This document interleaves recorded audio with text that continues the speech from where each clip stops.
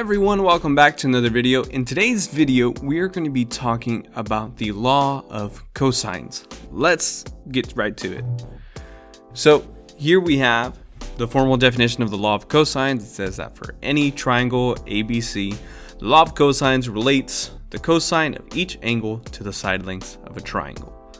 Okay, and might look complicated here. We see all these equations: a squared equals b squared plus c squared minus 2bc cosine a. All right, and they're really all basically the same thing, just we're showing you what you would do for each of the different sort of side lengths depending on which one you're looking for.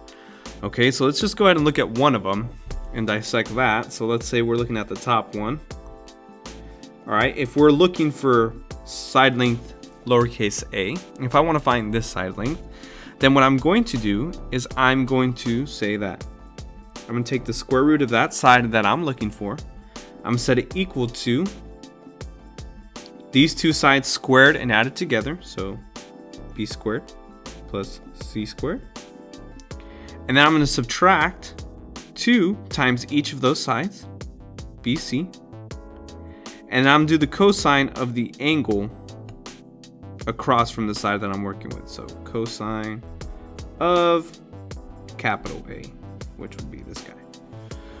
All right, and it's kind of this same process repeated for each of the different side lengths depending on which one you're looking for. Okay, so as usual, these types of formula things work best when we actually just put them into practice, as in reality we only need to know what one of them are, because you can just move your triangle around so that it fits this exact equation. So let's go ahead and let's apply this to our problem. So what I'm going to do first, before I even look at this triangle and try to decide what numbers are what, I'm going to go ahead and just rewrite the formula that I just saw. A squared equals b squared plus c squared minus 2bc cosine of a. Okay, and really I'm going to label my triangle so that I have to sort of use this diagram for it. Okay, so I have a triangle here. They're looking for side x. I have an angle 83 and I have two side lengths 13 and 21. So here's kind of what I meant. I'm going to go ahead and say that x, since that's what I'm looking for, I'm going to call that a. This is going to be my lowercase a, which would make this angle my capital A. All right, and then we're gonna call, doesn't matter really what you name the other two sides, as long as you make one of them B and the other one C. So this will be lowercase b and this will be lowercase c. And now it's just a matter of plugging all this information in. The nice thing is I only have the information I need. They didn't give me anything extra. There's not anything that I need to look for. So that's kind of nice about this problem. So what I'm going to do is I'm going to go ahead and plug it in. I would have x squared equals b. In my example, I said it's 13. So I'm going to have 13 squared. I'll go ahead and color code it too.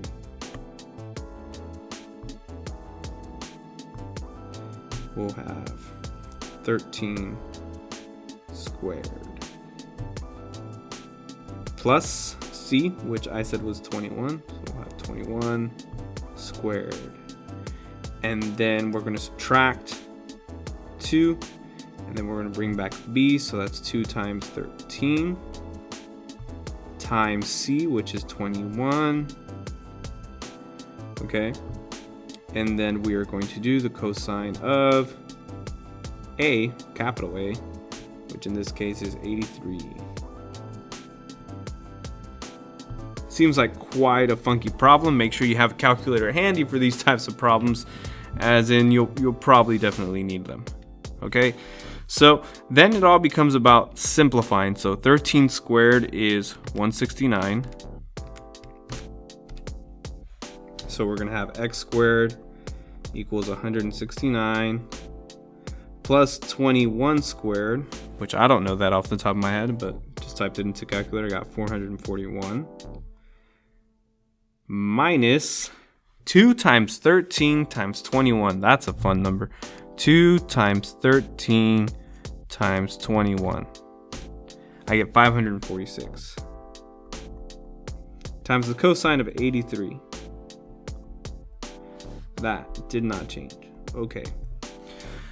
So now I can add the 169 and the 441. I get 610.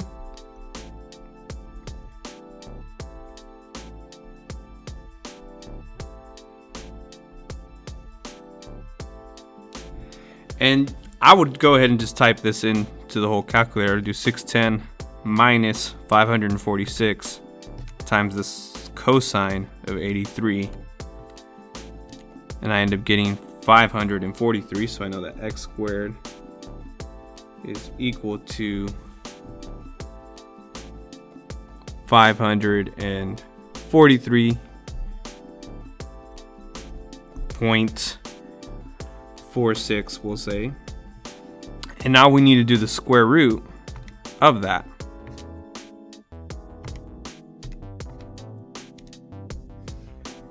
Which, if I do the square root of both sides to get rid of the square root symbol, I end up getting that x equals 23.3. So in theory, I could have typed all of this in, depending on what kind of calculator you have, and you could have gone straight to that number. Definitely could have done that. Okay, but if you want to see it step by step, there you go. Okay, and this is how we use the law of cosines to help us find a missing side. So now I know that instead of x here, I actually know that that is 23.3.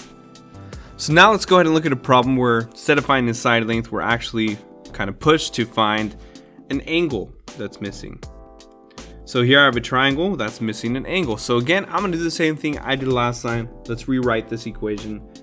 A squared equals b squared plus c squared minus 2bc, and then we're going to take the cosine of capital A, where in this case that capital A is actually going to be this x, and we have all of the side lengths.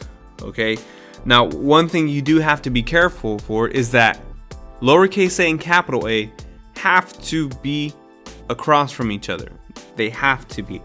So 19 has to be my lowercase a. Has to be. B and C, those can be mixed and matched. So 11, 22, you're going to choose which one you want to make B, which one you want to make C, but make sure you put them in for both those and that you include them each at least twice. So let's go ahead and let's plug this in. I'm going to go ahead and I'll make 11B, and then I'll make CB 22. So we'll fix that. So 11 will be B, and C will be 22. So really, I'll have 19 squared equals B, which is 11 squared, plus C, which is 22 squared, minus 2 times B, which is 11, times C, which is 22, times the cosine of, in this case, x, because that's what we're solving for. And like I said in the last problem, you can actually do a lot of this math on the calculator. So 19 squared, that's 361.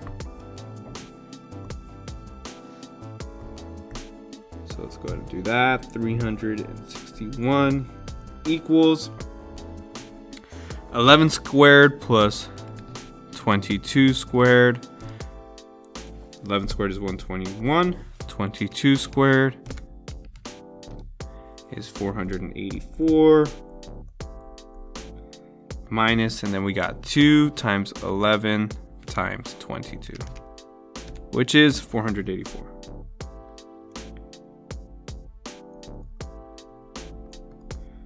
Cosine of x. So the 121 and the 484 can be combined. We get 605.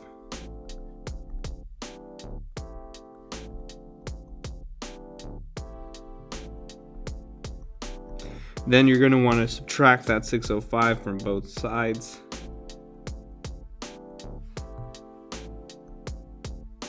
Okay, 361 minus 605 will leave you with a negative 244. You're going to compare that to negative 484 cosine of x. Now what we do here is we're going to divide by negative 484.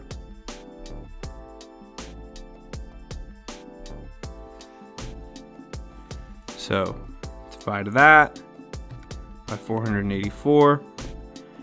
The negatives cancel out and you're left with about 0.504, we'll say, cosine of x. Now we're going to make use of the cosine inverse. Okay, we can take the cosine inverse of each side. So the cosine inverse is this function. So if we know the cosine of x is equal to something, let's say 0.504, we know that the cosine inverse of 0.504 is going to equal x. So these two statements are equal, so I actually know that cosine inverse of 0.504 is going to equal x. And I left out the 0. You could include it if you want. It's not really going to change much. Cosine 0.504, it's not going to change anything actually. But you do that correctly, you get x equals 59.7. So we now know that our missing angle is 59.7 degrees. And that's how we use the law of cosines to help us find a missing angle. So hopefully now you feel comfortable with the law of cosines and you feel like you're able to use it and add it to your toolkit that you use to solve some of these problems on triangles, okay? As always, depending on what we're given, that's when you're going to have to determine whether or not you want to use something like the law of sines versus the law of cosines. You might look at the law of cosine and say, you know what, that equation is way more complicated than the law of sines, which you're right, but sometimes there's only one option we have, and it might be to use the law of cosines, but hopefully, you know, after watching this video, you don't feel like it's too bad. As usual, you know, if you feel like you needed to pause, rewind, any of that, do it. It's definitely, you're learning at your own pace. Pause, play at your own pace, okay? No one's gonna judge you. As always, I just hope that you learned some math and that you continue to watch some of these videos, and I'll see you guys next time.